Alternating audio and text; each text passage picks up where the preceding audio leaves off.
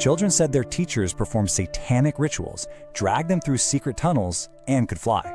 Investigators believed almost all of it. This explainer reconstructs exactly how a single 1983 accusation snowballed into what would become the longest and most expensive criminal trial in American history, a trial that ultimately ended with 0 convictions. It started with one mother, one phone call, and one letter that changed everything. Back in 1983, a mother in Manhattan Beach, California, reached out to the police. She reported that her son had been abused by a teacher at the Virginia McMartin Preschool. After that initial report, the police made a decision that historians now point to as the ultimate turning point. They sent out a letter, not just to a few people, but to over 200 families connected to the preschool, basically asking these parents to actively question their own kids about specific, deeply disturbing acts. That single mailing was the exact moment suspicion breached the banks. It flooded the community, turning one claim into a mass panic. The interviews that followed were designed to find abuse, so they found it everywhere. You see, prosecutors hired a private clinic to interview hundreds of these children. And the tactics they used? Well, they were relentless. The interviewers bombarded the kids with leading questions, used anatomically detailed dolls, and actively praised them, rewarded them even, for revealing abuse. Years later, child interview researchers in appellate courts would look back at the transcripts of those sessions. Their conclusion was absolutely damning. They found that these methods were so profoundly coercive, they actually constructed a complete master narrative for the children, coaxing out incredibly detailed claims of horrific events that in reality had never happened at all. Some of what children described wasn't just disturbing, it was physically impossible. Over time, the testimony quickly spun into the realm of the bizarre.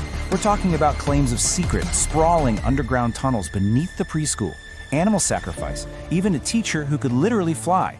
Investigators took this so seriously that they brought in heavy machinery and excavated the property looking for those hidden tunnels.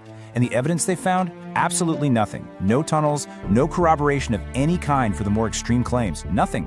3 years earlier, a single book had already convinced the country this was happening everywhere. In 1980, a psychiatrist named Lawrence Pastor published a book called Michelle Remembers. He co-wrote it with his patient, Michelle Smith, detailing sensational memories she supposedly recovered in therapy, memories of surviving a satanic cult as a young child. Now that book became a massive bestseller. It was later completely discredited as a hoax, but the damage was already done. It planted a very dark blueprint in the public consciousness. So by the time the McMartin case made headlines, Pastor was already there, testifying as an expert witness and validating the hysteria. The trial that followed lasted 6 years. It dragged preschool teachers Raymond Buckey and Peggy McMartin Buckey through the court system from 1987 all the way to 1990.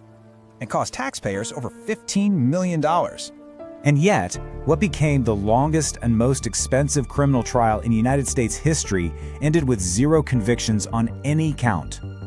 The legal case just completely collapsed under its own weight.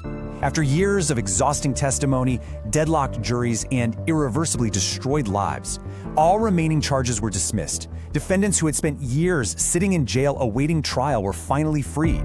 The preschool itself, it was eventually demolished.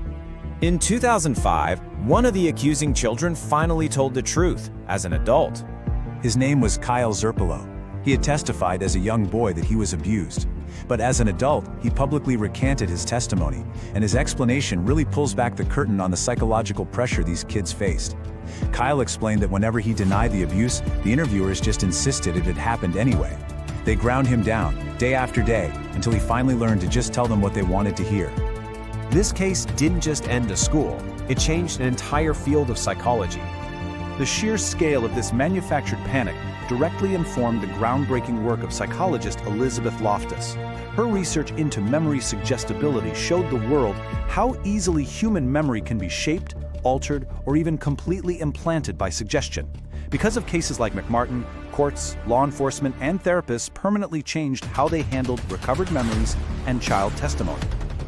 A trial with 0 convictions still cost real people everything: their reputations, their savings, and years of their lives. We've seen this kind of thing before. Just like the newspaper-driven panic we covered in our War of the Worlds explainer, there is a terrifying lesson here. Institutional authority, meaning the police, prosecutors, and therapists who genuinely believed they were doing the right thing, can manufacture a false reality far more convincingly than any individual liar ever could. Thank you for watching Dark Chronicles. Real stories, verified sources. Follow for more.